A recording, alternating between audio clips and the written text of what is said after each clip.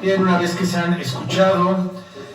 se han ponderado los argumentos que fueron vertidos tanto por agentes del Ministerio Público así como por la defensa, me pronuncio sobre la detención de Cristian Alejandro Domínguez Cruz. Primeramente debo señalar que la libertad es un derecho humano, esta es de protección evolutiva, que se reconoce formalmente tanto a nivel interno como internacionalmente y que admite diferentes manifestaciones como la libertad personal, que en su ámbito más básico es entendida como la capacidad de una persona de llevar a cabo sin intromisiones injustificadas sus propios actos, incluyendo la libertad de movimiento o libertad deambulatoria. Restringiéndose al ámbito de la materia penal, se ha sostenido que para la privación de la libertad de una persona deben concurrir una serie de requisitos constitucionales, como lo es precisamente la emisión de una orden de aprehensión, un caso de urgencia acreditable por el agente del Ministerio Público o la actualización de un supuesto de flagrancia delictiva. En la especie, el agente del Ministerio Público argumenta que se actualiza esta última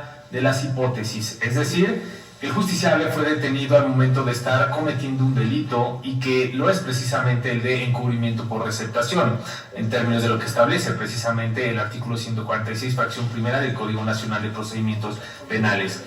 Sin embargo, señor Cristian, antes de verificar esa circunstancia, debo estudiar el motivo por el cual, en términos simples, fue detenido, antes de que los elementos remitentes advirtieran que el vehículo que conducía contaba con reporte de robo.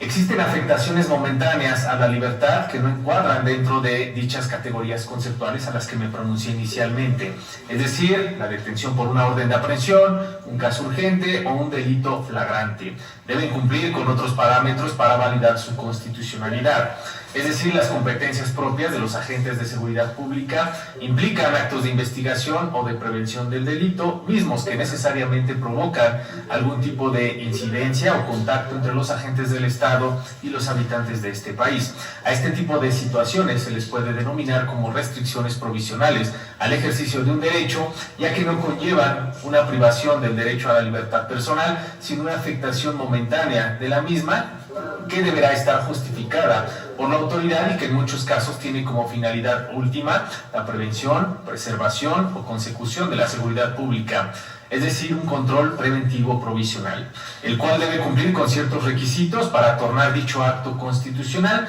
pues este no puede ser discrecional, sino que tiene que estar debidamente sustentado a través de una sospecha razonable, lo cual fue examinado por este juzgador a través de la doctrina que al respecto ha establecido la primera sala de la Suprema Corte de Justicia de la Nación.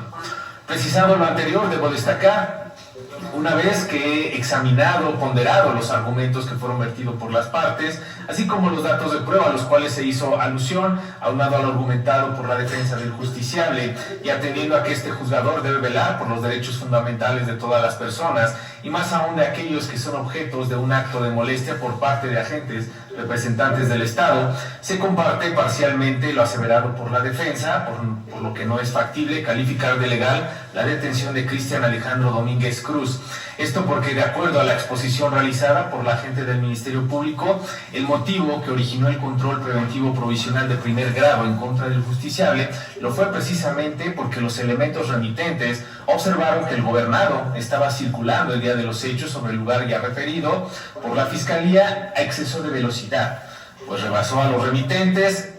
En segundo lugar, sin medidas de seguridad, como lo es un casco, y respecto a que tuviera o no placa, es un aspecto que no se precisó porque inicialmente la Fiscalía hizo alusión a esa circunstancia, lo que la defensa refutó y finalmente la Fiscalía no se pronunció sobre esa circunstancia. No obstante, también me voy a pronunciar respecto a ello. Posteriormente, ello motiva a los remitentes a detener la marcha del gobernado, y una vez que se lleva a cabo ese primer control provisional preventivo, esto es de grado menor,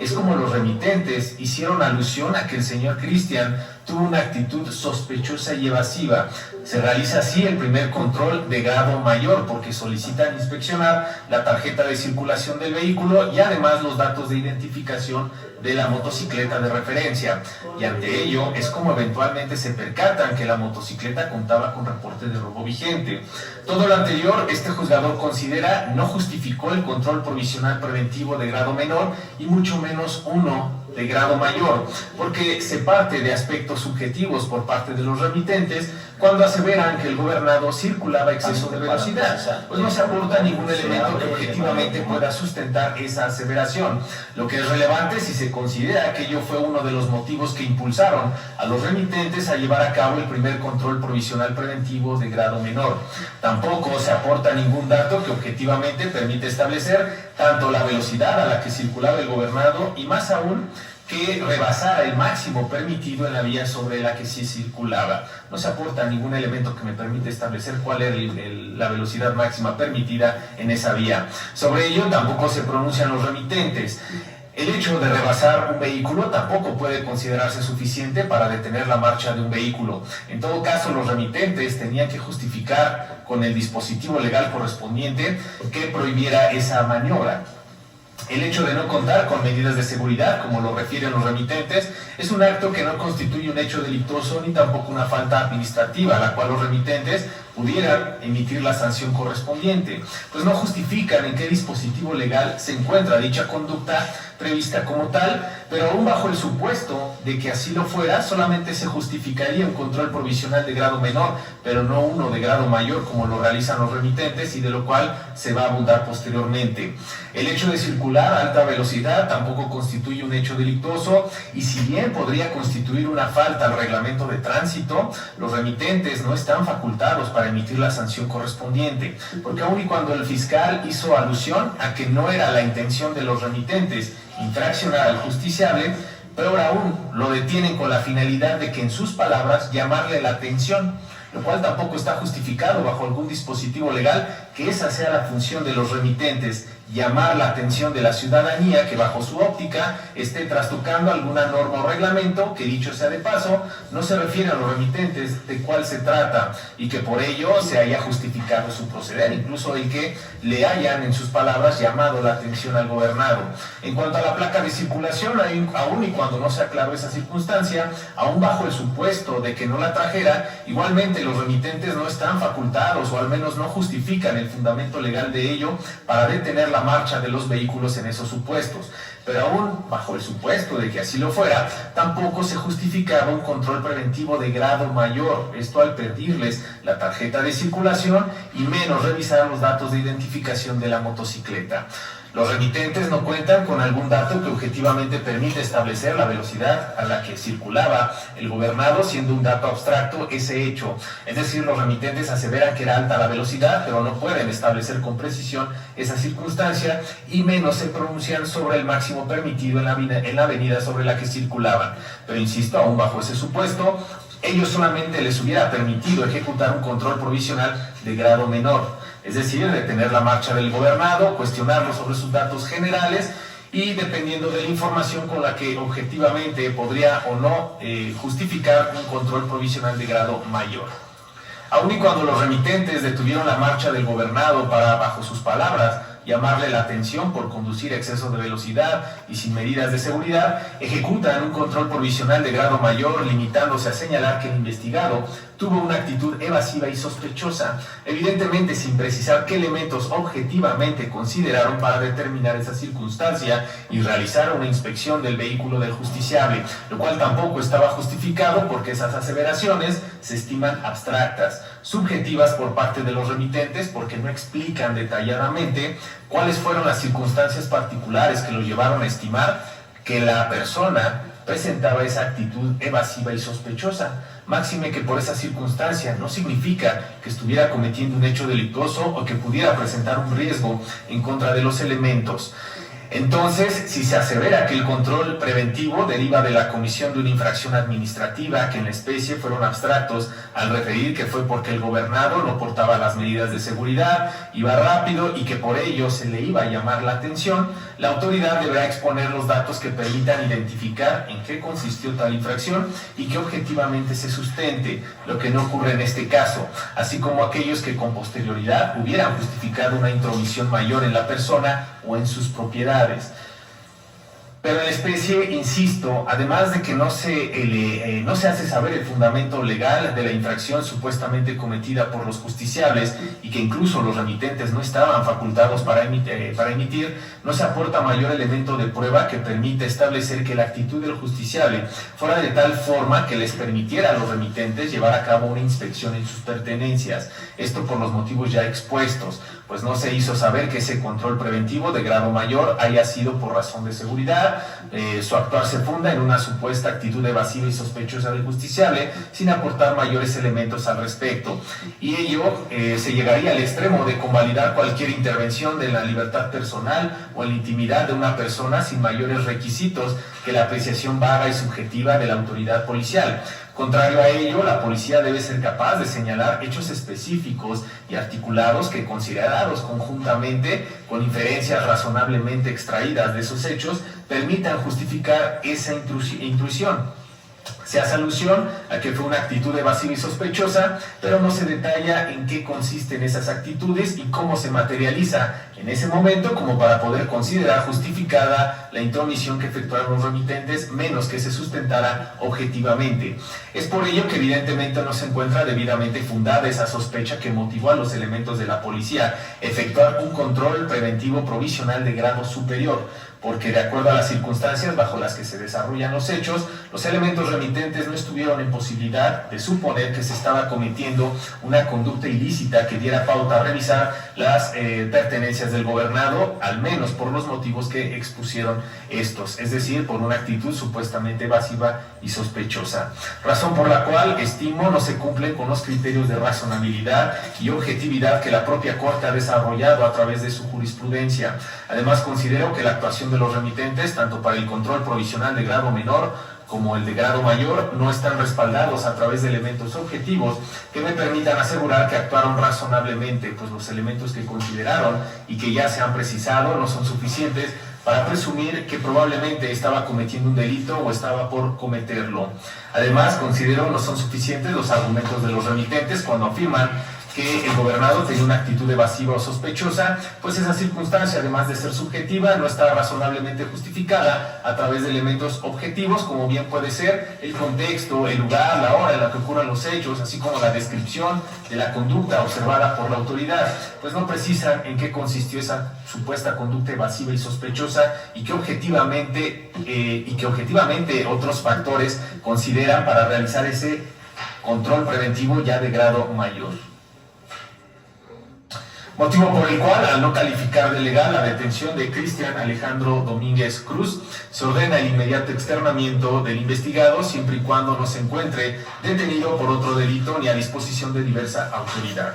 Se deja a salvo la facultad del Ministerio Público para que ejercita acción penal en contra del justiciable a través del medio correspondiente, genere la audiencia respectiva a través del portal que igualmente corresponda. Sin embargo, no debe soslayar esta determinación y sus efectos. Y en ese sentido, señor Cristian, ello no significa que haya sido absuelto o no tenga responsabilidad en ese hecho que se le está atribuyendo. El Ministerio Público puede ordenar su citación a efecto de que se le formule imputación en presencia de este órgano jurisdiccional, por lo que no debe hacer caso omiso a los llamados que este órgano jurisdiccional le realice, porque ello se pudiera considerar al momento de imponer una medida cautelar. Lo anterior habrá de ser comunicado a la dirección del centro penitenciario para los efectos legales correspondientes. Quienes están en esta audiencia están debidamente notificados de esta determinación. Antes de concluir con esta audiencia, ¿hay alguna petición que realizar, fiscal? Únicamente solicitar copia del audio y video de la presentación de grabación y acceso al expediente electrónico. Gracias. ¿Defensa? Sí, señora. Con su venia, actualmente, señoría, en términos de lo que dispone el numeral primero, párrafo tercero, así como el octavo, 14, 16, 17, 20, su apartado B, el Pacto Federal concatenado con el numeral 97, 101, 102 de la Codificación Administrativa Nacional, señoría, solicitará permiso ante usted para efectos de que se aperturara precisamente la incidencia denominada nulidad. Toda vez que precisamente solicitaría en primer término se decrete nulo precisamente el informe policial homologado de data 26 de noviembre del año 2024, emitido por parte de los primeros respondientes de nombre Mario Moreno Martínez y Lucio Tecilio Cedillo, el cual mismo que se materializó a las 16 horas. Asimismo, señorías, solicitaría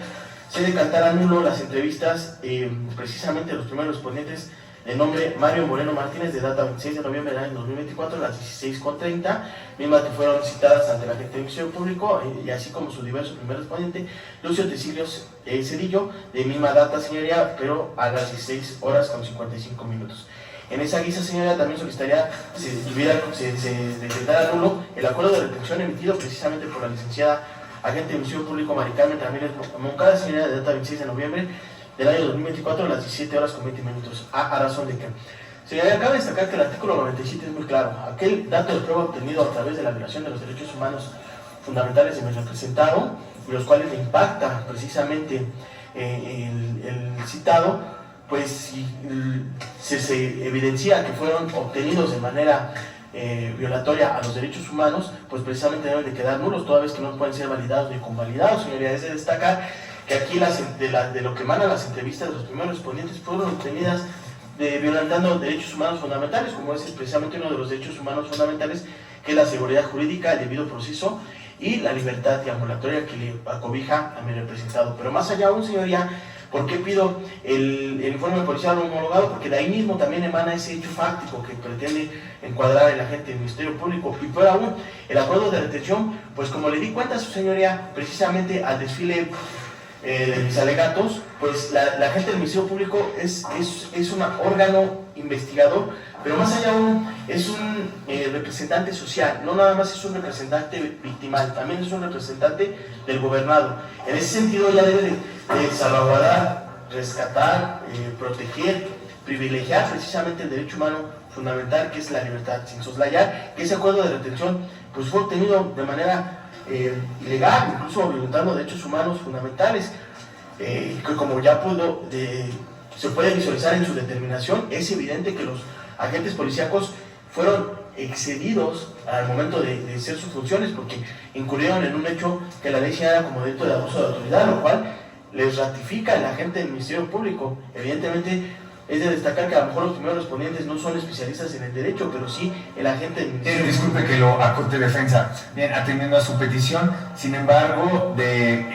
fue precisamente muy claro al momento en el que me pronuncié al respecto. Le hice alusión al agente del Ministerio Público que para el caso de que decida ejercitar acción penal en contra del justiciable, debe tomar en consideración la determinación que tomó este juzgador y sus efectos. Evidentemente, los efectos de una detención ilegal es que los datos de prueba que fueron obtenidos a través de esa violación a sus derechos humanos, pues deben de nulificarse. Ya hay pronunciamiento respecto a eso, defensa. Básicamente, y tampoco ya es el objeto de la audiencia. En todo caso, si ejercita acción penal y expone esos datos de prueba, ahí sí se tiene que argumentar respecto a eso. No tienen que considerarse. Pero señora, nada más, yo solicitaría que lo antes mencionado, que usted la decretara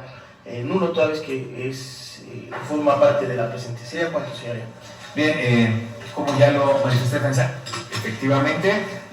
uno de los efectos precisamente de decretar ilegal una detención es que los datos directa o indirectamente obtenidos de sean declarados nulos, precisamente. En ese sentido no se requiere que precise cuál es cada uno de ellos. Ello ya está, ello es per se, es uno de los efectos, y por eso sí fue puntual con la Fiscalía en mencionarle, si es que va a ejercitar acción penal en contra del justiciable, debe considerar cuáles son los efectos de esta determinación, y que evidentemente habrá datos de prueba que ya se hayan visto afectados precisamente